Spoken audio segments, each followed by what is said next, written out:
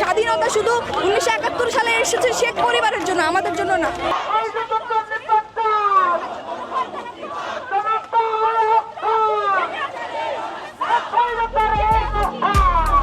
এবার সরকারের পদত্যাগ চাইতে সরাসরি আন্দোলনে নেমেছেন টিকটক তারকা আরোহী মিম।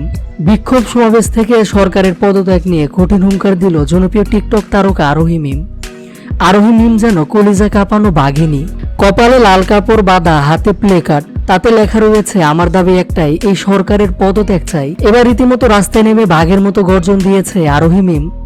এ সময় আন্দোলনে এক সাংবাদিক আরোহী মিমকে প্রশ্ন করেন, আপনি কেন এই সরকারের পদত্যাগ চান? উত্তরে আরোহী মিম বলেন, আজকে আমরা আন্দোলনে নেমেছি, মিছিল করছি, শুধুমাত্র এই সরকার যে ক্ষমতা অপব্যবহার করছে তার বিরুদ্ধে। আমরা ক্ষমতা পেলে সুন্দরভাবে ব্যবহার করতে হয়, এভাবে অপব্যবহার করতে হয় না। আমি কোনো বিচার চাই না, আমি কোনো 9 দফা দাবিও চাই না। আমার দাবি একটাই যে আমি এই সরকারের পদত্যাগ চাই।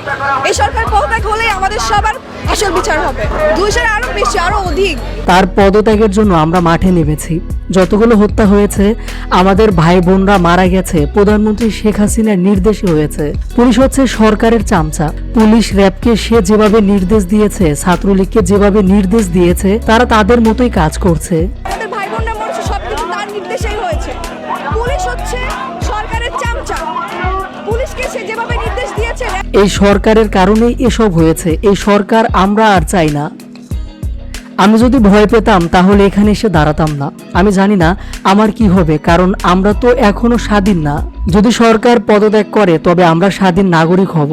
স্বাধীনতা শুধু 1971 সালে হয়েছে শেখ পরিবারের জন্য, আমাদের জন্য না।